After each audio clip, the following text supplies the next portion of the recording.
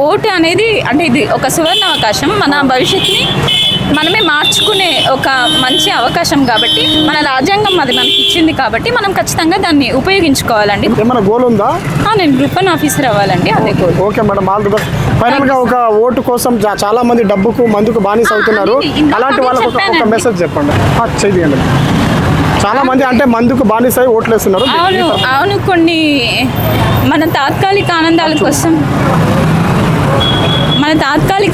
కోసం అంటే లైక్ ఒక 500 1000 ఇస్తున్నారనో లేకపోతే ఒక మందు బాటిల్ ఇస్తున్నారనో మన ఓటు అమ్ముకోవడం చాలా తప్పండి.